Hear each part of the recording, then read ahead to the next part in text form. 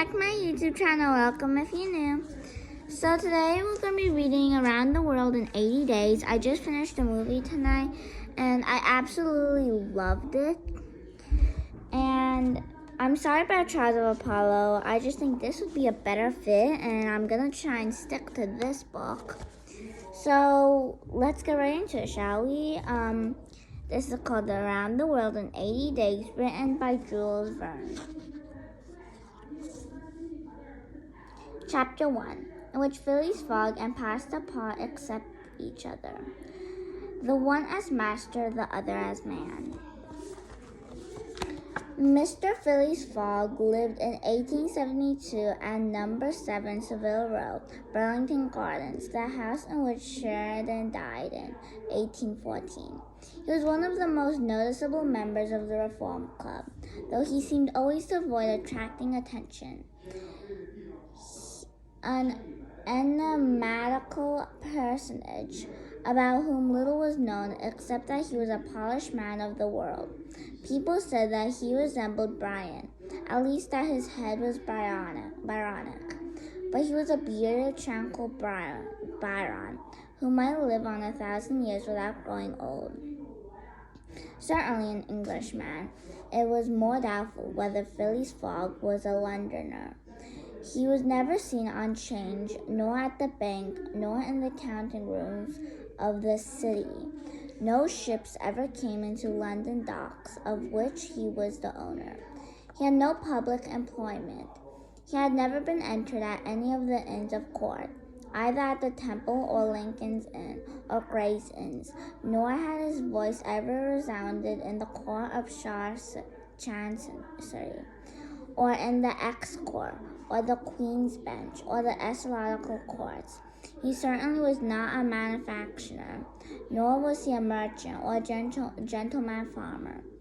His name was strange to the scientific and learned societies, and he never was known to take part in the sage deliberations of the Royal Institution, or the London Institution, the Arsons Association, or the Institution of Arts and Sciences.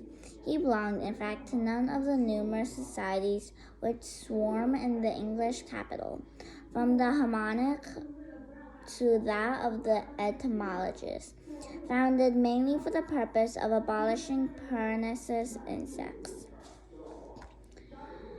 Phileas Fogg was a member of the Reform, and that was all. The way in which he got admission to this exclusive club was simple enough. It was recommended by the barons, with whom he had on open credit. His checks were regularly paid at sight from his account card, which was always flush. Was Phileas Fogg rich? Undoubtedly. But those who knew him best could not imagine how he had made his fortune. Mr. Fogg was the last person to whom to apply for the information. He was not lavish, nor, on the contrary, avaricious for purpose. He supplied it quietly and sometimes anonymously. He was, in short, the least communicative of men. He talked very little, and seemed all the more mysterious for his talkative manner. His daily habits were quite open to observation, but whatever he did was so exactly the same thing that he had always done before, that the wits of the curious were fairly puzzled. Had he traveled? It was likely, for no one seemed to know the world more familiarly. There was no spot so secluded, that he did not appear to have an intimate acquaintance with it. He often cracked it, with a few clear words, the thousand conjectures advanced by members of the club as to lost and unheard of travelers, pointing out the true probabilities, and seeming as if gifted with a sort of second sight. So often did events justify his predictions. He must have traveled everywhere, at least in the spirit. It was at least certain that Phileas Fogg had not absented himself from London for many years.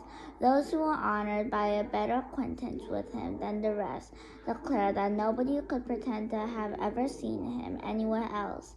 His sole pastimes were reading the papers and playing whist. He often won at this game, which, as a silent one, harmonized with his nature. But his winnings never went into his purse, being reserved as a fund for his charities. Mr. Fogg played, not to win, but for the sake of playing. The game was in his eyes, a contest, a struggle with a difficulty, yet a motionless, unworrying struggle, congenial to his taste.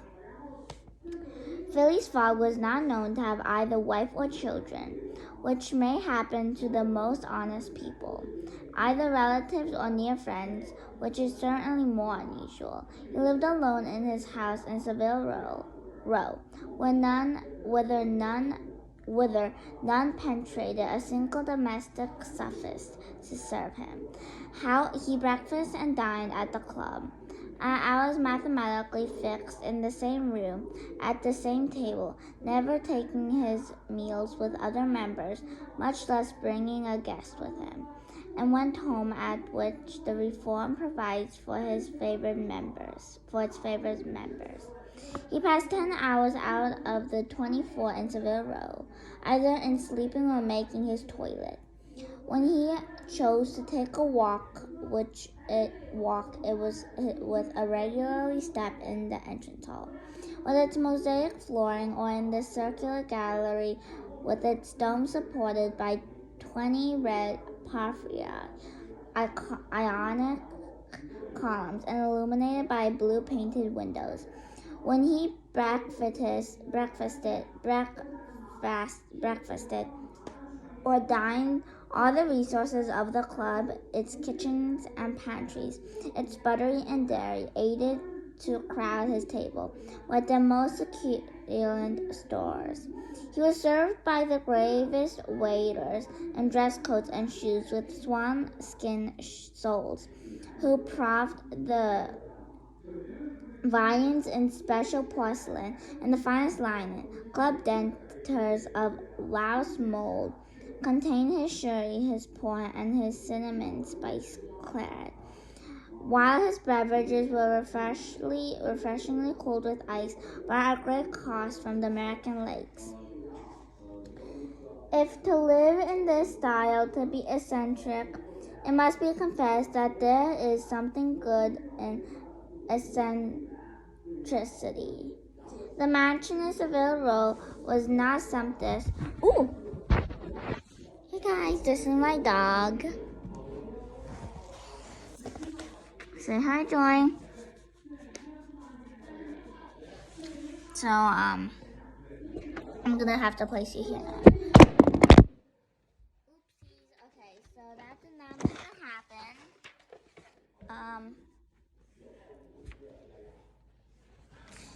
Okay, let's try this again.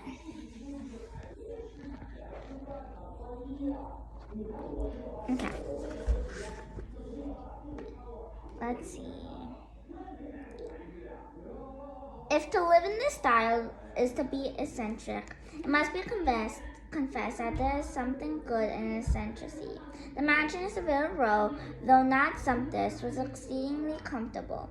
The habits of its occupant was such as to demand but little from the sole domestic, but Phileas Fogg required him to be almost superhumanly prompt and regular. On this very 2nd of October, he had dismissed James Foster because that luckless youth had brought him shaving water at 84 degrees Fahrenheit instead of 86, and he was awaiting his successor, who was due at the house between 11 and half past. Phileas Fogg was seated squarely in his armchair, his feet close together like those of a grenadier on parade, his hands resting on his knees, his body straight, his head erect. He was steadily watching a complicated clock which indicated the hours, the minutes, the seconds, the days. the months, and the years. At exactly 11:30, Mr. Fogg will, accordingly to his daily habit, quit Savile Row and repair to the Reform. Last page of the chapter. A rap at this moment was sounded on the door of the cozy apartment where Phileas Fogg was seated, and James Foster, the dismissed servant, appeared. "The new servant," said he. A young man of 30 advanced and bowed. "You are Frenchman, I believe?" asked Phileas Fogg. "Your name is John?" "Jean, if Monsieur pleases," replied the newcomer. "Jean Passepartout, a surname which has clung to me since I have a natural aptness for going out of our business into another. I believe I'm honest, Monsieur, but to be outspoken, I've had several trades. I've been an itinerant singer, a circus rider, when I used to vault like Leotard and dance on a robe like Blondin.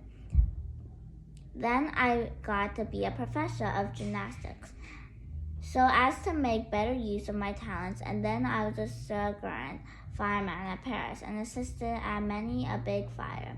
But I quitted France 5 years ago, and wishing to taste the sweets of domestic life, took service as a valet here, and the most exact and settled gentleman in the United Kingdom. I've come to Mosea in the hope of living with a tranquil life and forgetting even the name of Passepartout."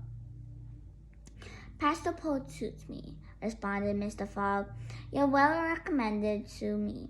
I hear a good report of you. You know my conditions?" "Yes, Mosea." "Good. What time is it?"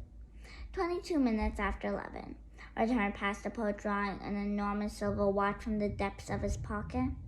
"You're too slow," said Mr. Fogg. "Pardon me, Mosea, it is impossible.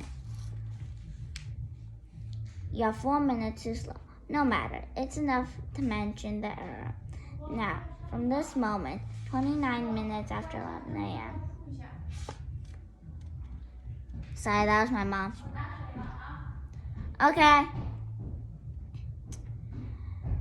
"Pardon me, Mosea, it is impossible. You're 4 minutes too slow. No matter, it's enough to mention the error. Now, from the moment 29 minutes after 11 a.m., this Wednesday, 2nd October, you are in my service." Phileas Fogg got up, took his hat in his left hand, put it on his head with an automatic motion, and went off without a word. Passepartout heard the street door shut once. It was his new master going out. He heard it shut again. It was his predecessor, James Foster, departing in his turn. Passepartout remained alone in the house in Savile Row. Okay, so that's it. Just to let you know, Chapter 2 is in which Passepartout is convinced that he has at last found his ideal. So that's what Chapter 2 is called. So I think tomorrow's Chinese New Year, so I might not be able to post tomorrow. I can try, but I can see the day after tomorrow. That's all. Thank you for watching. Bye. Like and subscribe.